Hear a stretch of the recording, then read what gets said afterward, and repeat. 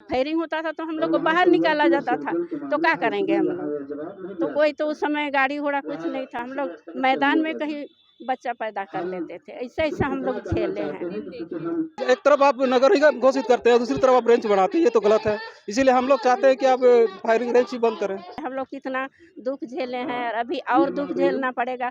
हम तो झेले, हमारा बाल बच्चा को सबको झेलना ना पड़े। अभी तक 31 लोगों की मौत हो चुकी है, उनको कोई मुआवजा नहीं मिला।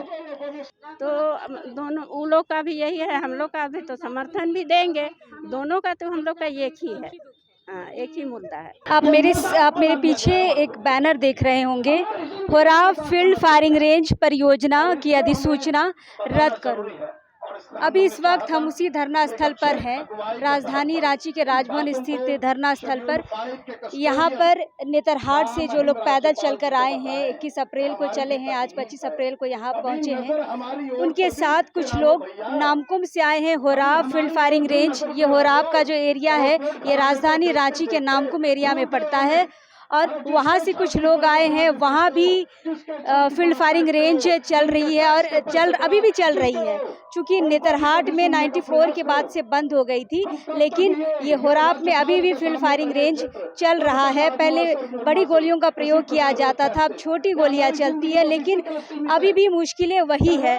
एक आंकड़ा के अनुसार मैं आपको बता दूं कि 31 लोगों की मौत हो चुकी है, 73 लोग अपंग हो चुके हैं, कोई मुआवजा नहीं मिला है और 300 से भी ज़्यादा पशु जो हैं जो ग्रामीण पालते थे उनकी हानि हो चुकी है और लगातार अभी भी वहाँ पे फील्ड फायरिंग रेंज चल रहा है। और विगत 10 अप्रैल को एक अधिसूचना आती है कि फिर से 22 साल उस फील्ड फायरिंग रेंज का जो अवधि है उसको बढ़ाना है और अब ग्रामीण इसके लिए विरोध कर रहे हैं। शुरू से चूँकि ग्रामीण विरोध में है, लेकिन अब फिर से ये विरोध कर रहे हैं कि इसकी अवधि बढ़नी नहीं चाहिए, ये ख़त्म हो गया है, अब इसकी अवधि नहीं बढ़नी चाहिए। और आज यहाँ पर नेतरहाट फील्ड फायरिंग रेंज को समर्थन देने के लिए होराव फील्ड फायरिंग रेंज से प्रभावित लोग यहाँ पे आए हैं नामकुम से। हमारे साथ पीछे जो महिलाएं हैं ये सारे नामकुम से आई हैं, होराव इलाके से आई है। हम इनसे बात करेंगे कि क्या क्या मुश्किलें इन्होंने देखी है और क्या इनकी मुश्किलें और नेतरहाट के ग्रामीणों की जो मुश्किलें है क्या दोनों बराबर है या फिर कुछ अलग है, क्योंकि वहाँ फील्ड फायरिंग रेंज जो था वो 94 के बाद बंद हो गया अभ्यास करना, लेकिन यहाँ अभ्यास अभी भी चल रहा है। हमारे साथ एक माता है, हम उनसे बात करेंगे। माँ, क्या नाम है आपका? हिंदिया तिर्की है। अच्छा, आप ये बताइए कि ये जो होराव फील्ड फायरिंग रेंज है ये इसको आप कब से देख रहे हैं? इसको हम देख रहे हैं 99 से जी, और पहले का तो नहीं देख पाए हैं, तो ये तो ससुराल है तो इसीलिए हाँ, तो उस समय से देख रहे हैं। जब हम लोग का फायरिंग होता था ना, पहले तो ब्रिटिश लिए थे, ब्रिटिश का ख़त्म हो गया लीज तो बिहार सरकार लिए। बिहार सरकार समय में, ब्रिटिश का समय में हम लोग का नियम से फायरिंग होता था। जैसे फायरिंग होता था तो नोटिस देते थे और जो जिधर से गाड़ी घुसती थी उधर संतरी देते थे, तो हम लोग सचेत हो जाते थे। और अभी जब बिहार सरकार का हुआ तो कोई नियम नहीं रहा, बिना नियम का, बिना नोटिस का जब मर्जी तब घुस जाते थे फायरिंग स्थल में। और हम लोग खेत में रहते थे, बैल चराते थे और उस समय अंधाधुंध बड़ा वाला चलता था बम, तो हम लोग का क्षति होता था, धान जल जाता था, मने आदमी लग जाते थे, जानवर लग जाते थे। कभी कभी ऐसा होता था कि गांव में भी गिरा देता, गांव में गिराया। उस समय मेरा ससुर लगा यहाँ पर और वहाँ बकरी मर गए 5 ठो। अब और एक ठो देवर लगता है वो लगे, उसका कोई कार्रवाई नहीं हुआ, कोई सुनवाई नहीं हुआ। और हम लोग खेत में जाते थे, जहाँ पर खेत में हम लोग निकालते थे, धान काटते थे, का मालूम जानबूझ के क्या करते थे वहीं पर गिराते थे। कितना हम लोग बाल बच गए बम से, बताइए। ऐसा हम लोग घटना। और डिलीवरी हम लोग का होता था तो किसी मैदान में हम लोग का डिलीवरी, बाल बच्चा पैदा होता था, फायरिंग होता था तो हम लोग को बाहर निकाला जाता था, तो क्या करेंगे हम लोग? तो कोई तो उस समय गाड़ी घोड़ा कुछ नहीं था, हम लोग मैदान में कहीं बच्चा पैदा कर लेते थे। ऐसा ऐसा हम लोग झेले हैं, कितना झेले हैं, दुख में हम लोग बहुत कठिन झेले हैं मैया। लेकिन क्या करेंगे, अभी जब हम लोग लड़ाई दिल्ली गए, यही सबको देखते हुए हम लोग सब यहाँ झारखंड का सबको ब्लॉक घेराव किए, डीसी को घेराव किए, कुछ सुनवाई नहीं हुआ। तो हम लोग ऊपर चल गए, वहाँ से गए तो बड़ा फायरिंग से राहत मिला। हाँ? दिल्ली गए तो किन से मिले थे? रक्षा मंत्रालय से। जब ये वहाँ गए थे 1999 में, तो जो रक्षा मंत्री थे उस वक्त के जॉर्ज फर्नांडिस, उनसे इन्होंने मुलाकात की थी और उन्होंने कुछ आश्वासन भी दिया था। क्या आश्वासन दिया था वहाँ? हम सर्वे कर लेंगे फायरिंग स्थान का। तो सर आगे भेज दिए 15-20 दिन के बाद। तो उधर उसके बाद ये लोग जो जिधर से गोली चलता है ना, उधर का आदमी सबको कोई ये नहीं था, कोई डर नहीं था। इस लोग बोल दिए कि वो बोले छोटा फायरिंग हो सकता है, तो हाँ छोटा फायरिंग हो सकता है। ऐसा करके फिर 20 साल के लिए लीज दे दिए, 20 साल के लिए। अब अभी 20 साल पूर रहा है, तो ये 10 अप्रैल को अखबार में आउट किया है कि मैंने फिर से रेनुअल किया जाए।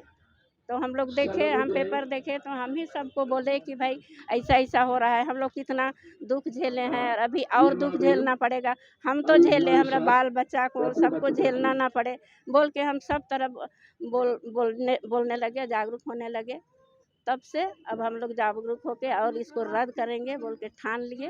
तब यहाँ अभी जो आप लोग राजभवन के पास आए हैं और नेतरहाट से जो लोग पैदल चल कर आए हैं, उनको समर्थन देने के लिए आए हैं। दोनों का दुख तो आप लोग का बराबर है, वहाँ भी फील्ड फायरिंग रेंज है, आप लोग का भी फील्ड फायरिंग रेंज है, तो दोनों का दुख बराबर है। आप इनको क्या समर्थन देने आए हैं?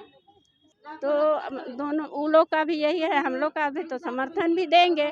दोनों का तो हम लोग का एक ही है, हाँ एक ही मुद्दा है। ये महिलाएं हैं होराब की, नामकुम की, और कुछ बाबा लोग भी हैं जो नामकुम से आए हैं और इस मुद्दे पे अपनी बात रखते हैं लगातार, और इस विरोध में भी इनका समर्थन है इन महिलाओं के साथ। हम उनसे भी बात करते हैं। सामाजिक कार्यकर्ता प्रफुल्लिंदा जी हमारे साथ हैं। प्रफुल्लिंदा जी, आप भी उस प्रभावित क्षेत्र से हैं, फायरिंग रेंज के प्रभावित क्षेत्र से। क्या देखे हैं अभी तक जो वहाँ का माहौल है? महिलाएं जिस तरह से बता रही हैं कि मैदान में बच्चे पैदा किए हैं, वो लोग इस तरह के माहौल में वहाँ से उन्होंने ज़िंदगी जिया है, तो आपने क्या दिखाया चूँकि आप भी इस इलाके के हैं? जब हम लोग पैदा हुए थे तो उस समय हम लोग छोटे थे, तो वहाँ पर बड़े बड़े तोप की गर्जन हम लोग सुनते थे। जब हम लोग कुछ बड़ा हुए, कुछ जानकारी हुई, जब हम लोग वहाँ रुचि लिए, तो पता चला कि 3 प्रखंड के लोग इससे प्रभावित हैं, नामकुम, बुंडू और अनगढ़ा।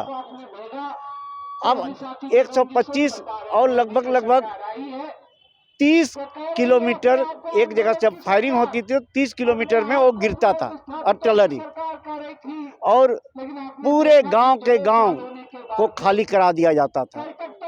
और उस समय मात्र 50 पैसा उनको मुआवजा दिया जाता था। जब हम लोग, तब लोग ने उनकी लड़ाई शुरू किया। 1982 में लड़ाई शुरू हुई। जब लड़ाई शुरू हुई, शिबू सोरेन भी उस लड़ाई में शरीक हुए। उसके बाद उसको 1982 में उसको 56 गांव कर दिया गया। 125 से हटा के 56 गांव, यानी बुंडू का पूरा गांव लगभग 50 गांव उससे हटा दिया गया। अभी तक अनगढ़ा और नामकुम का कुछ भाग है, जिसमें अभी तक 46 गांव को सरकार नोटिफाइड किया है, 40 गांव। और 46 गांव के बाद आप देख रहे हैं कि हम लोग ने उसको बीड़ा उठाया लड़ाई का।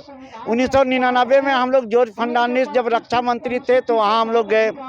प्रधानमंत्री थे अटल बिहारी वाजपेयी, उनसे मिले, राष्ट्रपति से मिले। तब 7 गांव में फायरिंग होती है, अभी भी हो रही। पिछले सप्ताह आप देख रहे हैं 10 अप्रैल को एक आम सूचना निकाली जाती है कि अभी ये 30 अप्रैल तक इसका मियाद है। 30 अप्रैल के बाद यदि कोई आपत्ति नहीं करेगा, कोई अपना मंतव्य नहीं देगा, तो ये स्वतः ही ये अधिसूचित मानी जाएगी। आप जानते हैं अभी तक 31 लोगों की मौत हो चुकी है, उनको कोई मुआवजा नहीं मिला।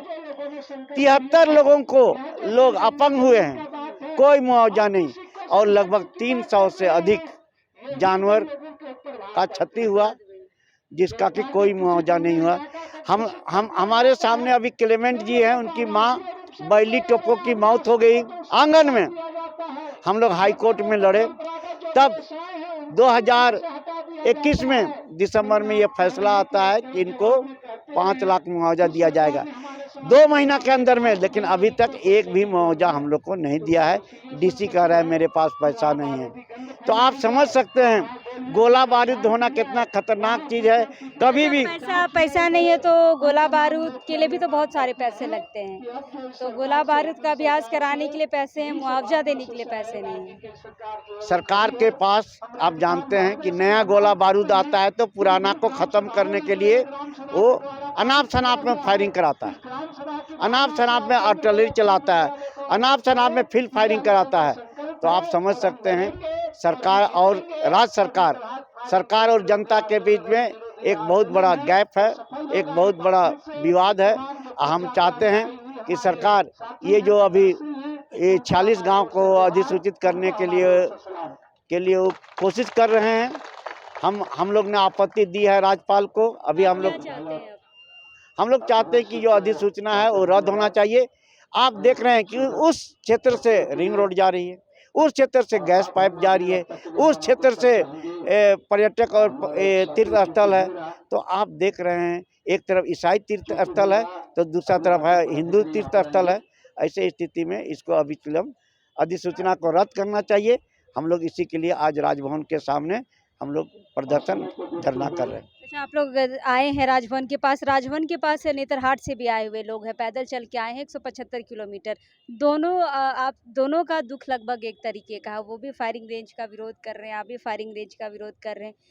कैसे देखते हैं दोनों को? अभी तक जैसा आप देख रहे हैं कि वहाँ अधिसूचित जरूर है, लेकिन वहाँ अभ्यास करीब 20 साल से नहीं हो रहा है। लेकिन हमारे यहाँ हमको दुख इस बात का है कि हम अधिसूचित है और हमारे यहाँ अभी 7 गांव के अंदर में कभी बड़ा कभी छोटा ये जो फायरिंग हो रही है, गोलाबारी हो रही है और हमारा प्रतिदिन हमको क्षति हो रही है। ये नगरीय स्थल है, यहाँ रिंग रोड है, तमाम चीज़ है। इसलिए यहाँ 30 किलोमीटर इनका डिफेंस का कानून है कि 30 किलोमीटर के अंदर में फायरिंग नहीं होना चाहिए। इसी आधार पर हम लोग चाहते हैं कि उसको अभी ये नगरीय क्षेत्र है, यहाँ घनी आबादी है, इसमें अभी फायरिंग रेंज को अभी अधिसूचना को रद्द होना चाहिए। नामकुम राजा उलातू के मुखिया जी हमारे साथ है, क्योंकि अभी तो इनका कार्यकाल खत्म हो गया है, लेकिन इनको पूर्व मुखिया हम लोग कह सकते हैं। दादा क्या नाम है, पहले नाम बताइए। मेरा नाम शिव कुमार तिर्की। अच्छा, आप मुखिया रहे हैं, उप मुखिया रहे हैं, और लोग तो आपके पास आते होंगे समस्या लेके, तो कैसे इसको सुलझाते थे? फायरिंग रेंज की समस्याओं को कैसे सुलझाते थे? मैं तो राजा उलातू पंचायत का उप मुखिया हूँ, लेकिन मेन टोला मेरा जहाँ मेन फायरिंग होती है वहीं का मैं हूँ पर। और बता दूं, मैं 1998 से जो हम लोग लड़ाई लड़े थे उसमें मैं बाल बचा हूँ, मैं खुद अपने बाल बचा हूँ। उसी के बाद से हम लड़ाई शुरू किए थे। मतलब हम लोग का खपरेला घर है, दीवार होती है, हम दीवार से इस साइड सोए हुए थे, दीवार से उस साइड गिरी। थोड़ा सा मतलब 6 इंच के फैसला में अगर थोड़ा सा भी इधर होती तो मेरा तो ये हो जाता है। तो इसीलिए मैं तो जानता हूँ अच्छी तरह से कि फ्री फायरिंग रेंज में क्या है क्या नहीं। और एक बचपन से देखा हूँ, रात दिन हम लोगों को बाहर निकाल दिया जाता था, एकदम फौजी लोग आता था, एकदम घर से खाली करवा देता था, एकदम बहुत दूर चल जाते थे हम लोग, घर दूर खाली करके उसके बाद बैल बकरी सब ले जाके, खेती बाड़ी कुछ नहीं होती थी। इसीलिए मैं झेल चुका हूँ। मैं ये वही पूछ रही हूँ कि अभी भी जैसे फायरिंग चल रही है, लोग अपनी समस्या लेके आते हैं कि मुखिया जी ऐसा समस्या है, क्या सलाह देते हैं उनको? सलाह क्या दूँ, मैं खुद बोलता हूँ कि भाई बात किया जाएगा। वो लोग से हम लोग अपने स्तर से चिट्ठी देते हैं, फिर भी करता है लोग अंदाजी बिना कहे पूछे। अच्छा, अवधि विस्तार की बात आ रही है, आप समर्थन में है कि आप चाह रहे हैं कि ये विस्तार बंद हो? नहीं, हम विस्तार बंद हो, क्योंकि वहाँ आपको जैसे अगला वक्ता आपको बताया, प्रफुल्ल जी बताया कि बस रेंज से ही रिंग रोड गुजर रही है। उसके बाद वहाँ रेंज के बीचों बीच गैस पाइपलाइन है। उसके बाद वहीं मरसाली पर्वत है, मरसाली पर्वत को पर्यटन स्थल घोषित किया गया है। उसके पहले पेपर में दिया हुआ था कि ये सब नगर निगम के क्षेत्र में आता है, बल्कि फिर अब जब शहरी क्षेत्र घोषित करते तो फिर फायरिंग रेंज वहाँ क्यों करते हैं? तो एक तरफ आप नगर निगम घोषित करते हैं, दूसरी तरफ आप रेंज बनाते हैं, ये तो गलत है। इसीलिए हम लोग चाहते हैं कि आप फायरिंग रेंज ही बंद करें।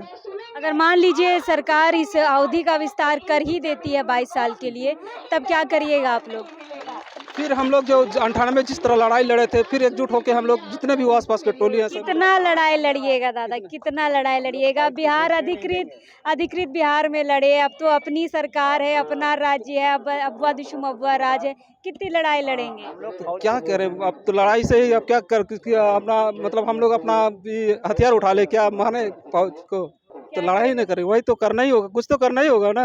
आप लोगों ने कभी हेमंत सोरेन से मिलके बात करने की कोशिश की है? एकदम 2 बार बात। अब बहुत पहले बात हुई थी, क्यों नहीं, 2-3 बार मिले हैं, लेकिन वो भी आश्वासन केवल दिए हैं। अभी देखिए आज फिर हम लोग राज्यपाल महोदय के द्वारा अभी चिट्ठी देते हैं, उसके बाद क्या होती है। आश्वासनों के दौर में ये दोनों जो फायरिंग रेंज है, जो नेतरहाट फील्ड फायरिंग रेंज है, होराव फील्ड फायरिंग रेंज है, सब आश्वासन के तले ही चले जा रहे हैं। वर्षों से 3 दशकों से लोग हैं और यहाँ तो कई सालों से लोग हैं। वहाँ 94 के बाद से बंद हो गया है अभ्यास, और अभ्यास यहाँ होराव में अभी भी चल रहा है, अभी भी लोगों की जानें जा रही है। उप मुखिया मरते मरते बचे हैं, जैसा इन्होंने कहा, लेकिन अभी भी सिर्फ आश्वासन ही मिल रहा है। हम ये मान सकते थे कि उस वक्त अधिकृत बिहार था, लेकिन अब अपना झारखंड है, अपना मुख्यमंत्री है, उसके बावजूद अगर इस तरह की समस्या आदिवासी इलाके में होती है तो ये बहुत बड़ा सवाल खड़ा करता है भविष्य के लिए कि अगला मुख्यमंत्री भी हम जिनको लेके आएंगे, क्या वो हमारे लिए क्या काम करेगा। जिस तरह रघुवर दास का विरोध किया गया कि अपना आदमी नहीं है, हमारी समस्याओं को वो नहीं समझेगा, लेकिन ये अपना मुख्यमंत्री है, आदिवासी है, वो यहाँ की समस्याओं को नहीं समझेगा। तो सवाल यह है कि समझेगा कौन? बाकी खबरों के लिए हमारे साथ बने रहे। फिलहाल अभी के लिए जोहार रहेगा।